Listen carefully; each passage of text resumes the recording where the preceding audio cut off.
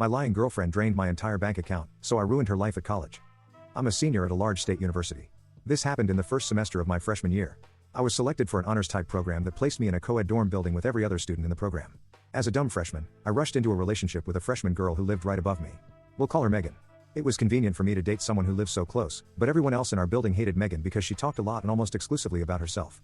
She bragged often about being a fairly aggressive person, but somehow I overlooked that mile-wide red flag. Right after Thanksgiving break, at the end of an evening class, I got a call from my mom who noticed some unusual activity on my checking account.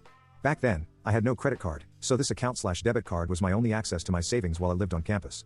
I rarely needed to buy anything during the semester, so I was puzzled to find that $104.29 had left my bank account over 2 weeks in the form of 6 Grubhub food orders. At this point I trusted Megan, but I decided to ask her about the money right away. She denied any involvement and suggested that I cancel my debit card. After a really long phone call to the bank, I did just that. Next, I reached out to Grubhub customer service on Twitter. Hey, my card was stolen and used for food orders. On these dates, can I have the receipts? They sent me the first and last receipts, but they had to redact the personal info of the account holder. I say redact in quotes because they just used the Snapchat draw tool and Megan's name was still clearly visible on both receipts. What's more, the most recent receipt was only 2 hours old. She was probably still eating when I chopped up my debit card. It's worth noting that she and I both had unlimited dining plans paid for by our respective parents, and we live 500 feet from the nearest dining hall.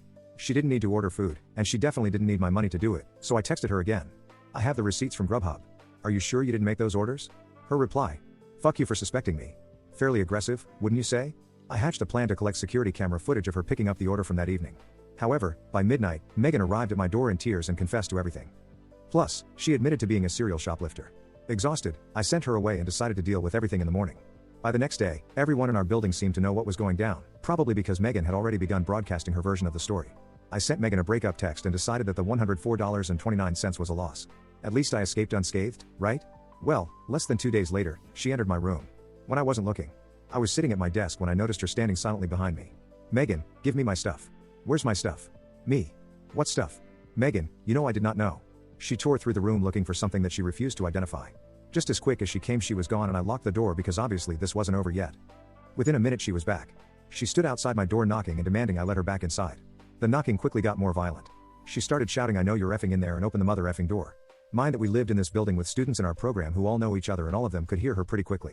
Megan was rattling the handle of my door. Next, she began throwing herself at it, shoulder first, trying to break it down. I live next door to my RA, but judging by the lack of any intervention, he was elsewhere. So I whipped out my phone and texted him to send it back up. Meanwhile, I saw my heavy wooden door bending, hand buckling. I even heard it crack a bit. My RA was on duty in another building, so he sent 3 of his colleagues to de-escalate the situation. They brought Megan downstairs, where she revealed that the stuff she wanted was just the t-shirt and keychain that she gave me for my birthday. Whatever, I let her have those. I still just wanted this to be over, however. Once I shared my story with a resident life staff, they filed university paperwork to place a no-contact order between me and Megan. They also recommended I contact the campus police who then told me I should get my stolen money back in small claims court. I couldn't even get there without a car or money to pay for an Uber. Sorry Judge Judy. At the request of the campus police, I also contacted the Title IX office at my school, sending them the story of everything you've read so far. They were interested to say the least, although I didn't want any trouble. I just wanted a clean breakup and a fresh start. But a Title IX representative informed me that they were bringing 3 misconduct charges against Megan. Theft threatening/violent behavior, and inciting an intervention by university staff. The representative asked me to serve as a witness in Megan's disciplinary hearing the next semester. I tentatively agreed right before the representative set the hearing date for February 14th, Valentine's Day. I thought it was a joke, but they really did that. When the day of the hearing finally arrived, the no-contact order was still in effect, but a few of my friends had kept tabs on Megan. For starters, she failed all of her classes. In the fall, someone in my math course confessed that Megan had tried to sleep with him while she was dating me, and he had to repeatedly tell her no. Even worse, Megan kept telling a twisted version of the whole story to try and turn my friends against me. So when I found out that she had found a new boyfriend, it felt good to know that the disciplinary hearing ruined whatever evening plans they might have made. I arrived alone at the disciplinary board office, unsure what to expect. The board consisted of grad students and the hearing was expected to run into the night. Unlike me, Megan did not come alone. She brought both of her parents as character witnesses. That wasn't even a thing here. This wasn't a real courtroom, as you'll soon see. And that's not all. Megan's parents also paid a lawyer to defend her against the charges. The board knew that was unnecessary. But Megan's parents believed so strongly in their daughter's innocence that they had already paid for this 3-piece suitmaker case. In the name of fairness, the board members offered me pro bono legal representation. A junior economics major who we'll call Jimmy. Jimmy had already read my account of the events from the fall. And thanks to my screenshots of Grubhub receipts, he said there was an okay shot of the charges sticking. Then I told him something I'd kept secret for months when Megan tried to break down my door and I whipped out my phone to text my RA. I also filmed the whole thing. Jimmy couldn't get enough of the video. There was Megan kicking and screaming and clearly trying to break into my dorm room. It was all the evidence I needed, and no one saw it coming in the hearing. When the time came for me to make the case against Megan and Jimmy and play the video on a big screen in front of everyone, the room went insane. In that instant, I realized that Megan really had convinced everyone I was the liar. In her version of the story, I gave her permission to buy food using my account.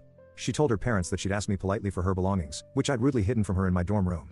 In Megan's story, I was the sociopath trying to ruin her reputation before I unveiled the video. It was her word against mine.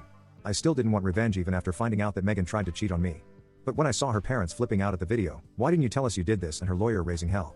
This evidence was not provided in the pretrial disclosure and a board member standing over him. "Sir, this is not a court of law. Please return to your seat," and him shouting objection and her replying, "We don't have objections. This is not a court of law," and Jimmy, my new best friend, just trying not to laugh out loud. That's when I realized how good revenge can feel when it's fair and deserved. The board found Megan responsible for all 3 charges. My side of the bench recommended the university terminate her housing contract and forced her to pay restitution. Her side recommended only restitution and a reprimand. The board compromised. Her family paid back most of the money. She stole most because 2 of the 6 orders had the same price, and the lawyer convinced the board I had duplicated an order, and Megan was forced to move into a different dorm building. This probably would have helped her anyway, because every student in our program building knew everything she'd done and lied about. They wouldn't speak to her and no one wanted to be her roommate. By the time she had to move buildings, she'd already failed all of her courses again. Having paid for her tuition, her unused dining plan, her lawyer, and her restitution, Megan's parents finally pulled her out of school. Where are they now? Last I heard, Megan returned as a part-time student, but I never saw her again because the no contact order still stands. I'm now Facebook friends with the guy Megan tried to seduce. Oh, and Jimmy and I connected on LinkedIn. As for me, well, I no longer date fairly aggressive people.